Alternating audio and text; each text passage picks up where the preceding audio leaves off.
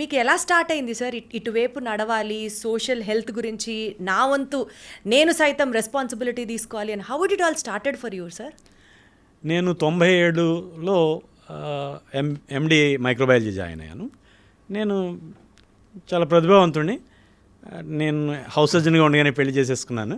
ఆ పెళ్ళి అయిన తర్వాత అందరూ అంటుంటారు కదా విద్యా నాశనం అన్నట్టు. అట్లా సరే ఏదో ఎంట్రన్స్ రాస్తే ఏదో సీట్ వచ్చింది, ఎండి మైక్రోబయాలజీ జాయిన్ అయ్యాను. నాకేం పెద్ద ఆసక్తి లేదు, ఎందుకంటే నా స్కోప్ ఏ గ్రూప్ కోసం ఎక్స్పెక్ట్ చేశారు? నేనేమి ఎక్స్పెక్టేషన్స్ ఏం లేవు, కానీ microbiology was not my choice, not your domain అనిపించింది. అక్కడ చదివారు మైక్రోబయాలజీ? ఎస్, కంప్లీట్ చేస్తున్నాను. సో నేను అక్కడ చేరిన తర్వాత అక్కడ అప్పట్లో సెంటినల్ సర్వీస్ చేసేవాళ్ళం. ఇంత పెద్ద దేశంలో హెచ్ఐవి ఏ రకంగా వ్యాప్తి చెందుతుంది అనేటువంటిది ఈ గర్భిణీ స్త్రీలలో అంచనా వేసేటువంటి సర్వేలు చేస్తూ ఉండేవాళ్ళం. అది వాళ్ళకి తెలియకుండా మేము సర్వే చేస్తూ ఉంటాం. ఏదైనా యాంటీనేటల్ క్లినిక్ జరిగే రోజున ఒక పల్లెల్లో లేదా పిహెచ్సిలకి వెళ్ళి వాళ్ళందరూ శాంపిల్స్ తెచ్చి చేయటం. అప్పుడు మనకు అర్థమైంది ఏంటంటే 1000కి 16 మందికి గర్భిణులు HIV positive, 1.6. It was in 1997 and 98. అప్పటికి ఇంకా ఇంత విషయం లేదు, అవేర్నెస్ లేదు, అసలు దేశంలో ఎంత మేరకు ఉందని కూడా అవగాహన లేదు. అప్పుడు దీనికి సంబంధించి పథకాలు రూపొందించడానికి కేంద్ర ప్రభుత్వం చేసేటువంటి సర్వేలెన్స్లో నేను కీలకంగా వ్యవహరించాను.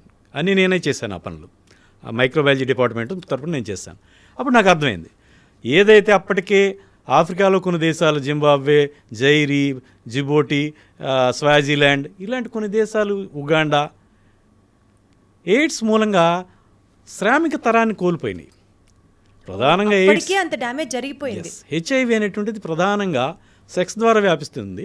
సెక్షువల్ యాక్టివ్ పీపుల్ ఎవరంటే కష్టపడి పనిచేసి దేశానికి అభివృద్ధికి తోడ్పడేటువంటి శ్రామిక తరం.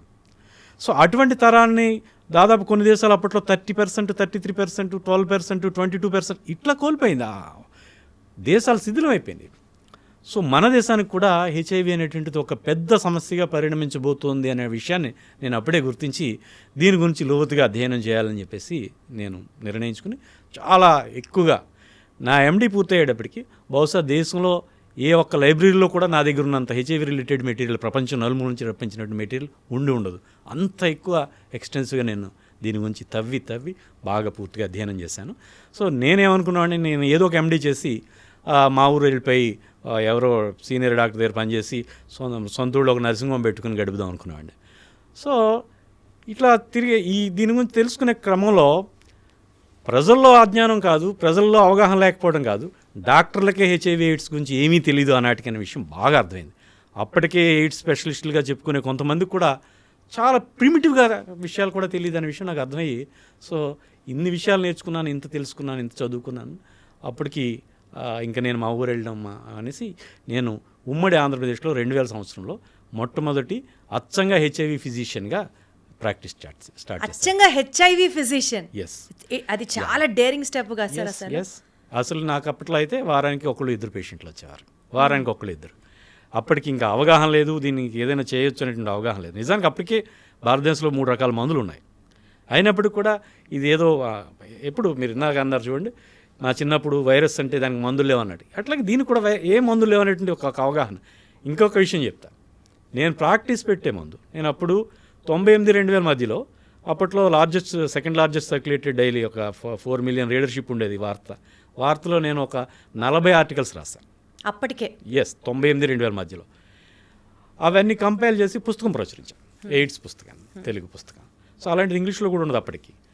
ఆ పుస్తకం పట్టుకుని తూర్పుగోదావరి, పశ్చిమ గోదావరి ఉమ్మడి జిల్లాల్లో ఒక 800 మంది డాక్టర్లని ఒక 15 రోజుల పాటు రోజు పొద్దుటే అలా వెళ్ళిపోయి ఒక 15 రోజుల పాటు 800 మంది డాక్టర్లను కలిసి, అయ్యా నేను ఈ జబ్బుకు సంబంధించి ఇంత పని చేశాను, మీకు ఎప్పుడైనా హెచ్ఐవి పేషెంట్ తగిలితే నాకు పంపించండి సార్ అంటే, నేను ఐ కెన్ మేనేజ్ బెటర్ అని.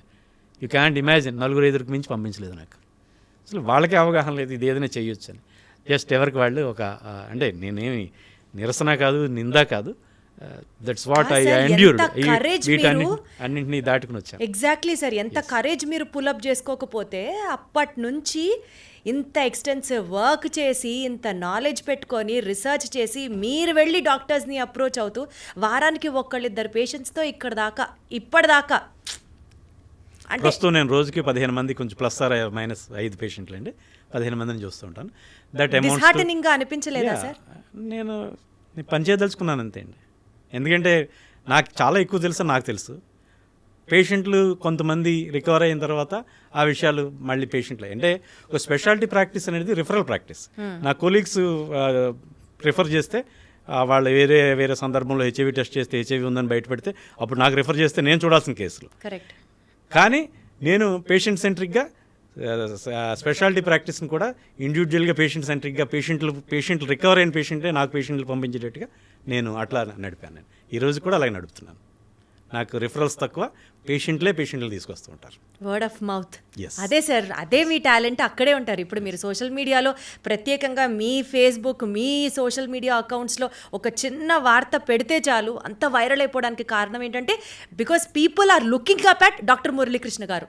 పలానా వాళ్ళు చెప్పారనో వేరే వాళ్ళు చెప్పారనో కాదు, ఇండివిజువల్గా పీపుల్ మిమ్మల్ని వాల్యూ చేస్తున్నారు, పీపుల్ మిమ్మల్ని గుర్తిస్తున్నారు, పీపుల్ మీ దగ్గర నుంచి ట్రీట్మెంట్ కావాలని కోరుకుంటున్నారు. That's where you have stood up today sir. సింపుల్గా చెప్పాలంటే కామన్ సెన్స్ అండి.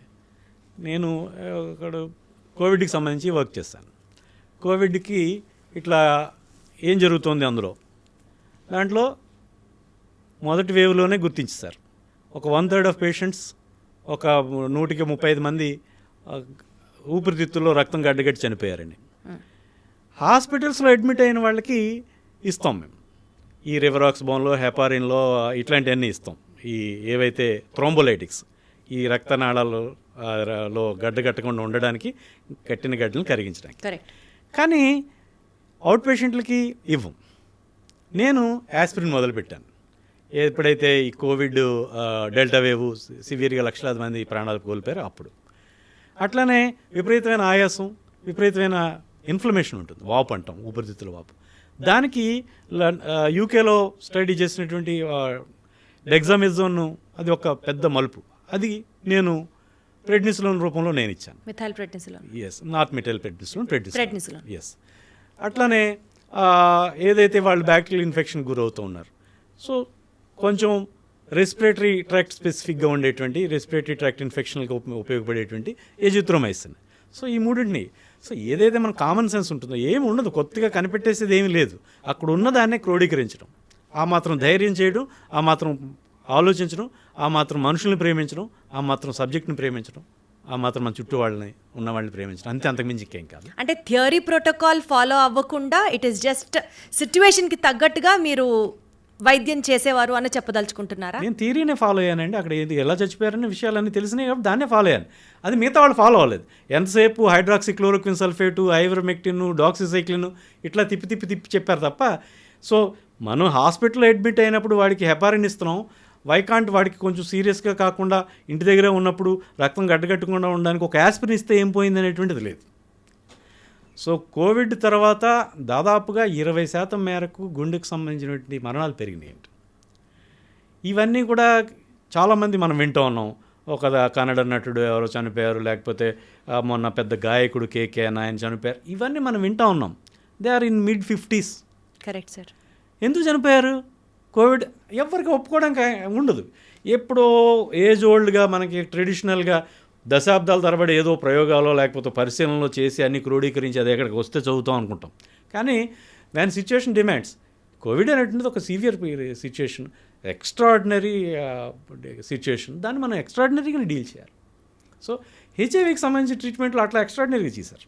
హెచ్ఐవి మందులు చాలా తక్కువ కాలంలోనే అప్రూవ్ చేసేసారు. సో చెప్పండి. బట్ సార్, మీరు అన్నట్టు హెచ్ఐవి మెడికేషన్ గురించి మాట్లాడితే 3-స్టెప్ మెడికేషన్ అనేది ఒథెంటిక్గా ఫాలో అవుతూ వస్తున్నాము.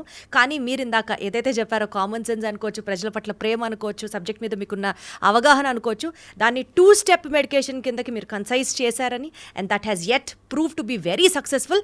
మీరు పబ్లిష్ చేసిన వరల్డ్ వైడ్ జర్నల్స్లో మన తెలుగువాడిగా పబ్లిష్ చేసిన మీ journal got a huge reputation అని విన్నాం. సో ప్రపంచవ్యాప్తంగా ఫాలో అవుతున్న 3-స్టెప్ మెడికేషన్ ఏంటి, ద సో కాల్డ్ మురళీకృష్ణ గారి 2-స్టెప్ మెడికేషన్ ఏంటి ఫార్ హెచ్ఐవి, చెప్పండి సార్ క్లియర్గా. 1981లో ఎయిడ్స్ బయటపడింది.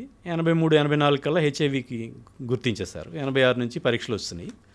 సో 87 మార్చిలో మొట్టమొదటి హెచ్ఐవి డ్రగ్, అప్పుడు అంతకుముందు వేరే జబ్బు కోసం రూపొందించినటువంటి జిడోవిడిన్, అప్పట్లో ఎజిడోథైమిడిన్ అనేవారు, ఆ జిడోవిడిన్ ఇంట్రడ్యూస్ చేశారు. తర్వాత 91 అక్టోబర్కి వచ్చేటప్పటికి డిడెనోసిన్ అని వచ్చింది, దాన్ని ఇంట్రడ్యూస్ చేశారు. ఎప్పుడైతే జిడోవిడిన్ ఇంట్రడ్యూస్ చేశారో వెంటనే బ్రహ్మాండంగా రికవర్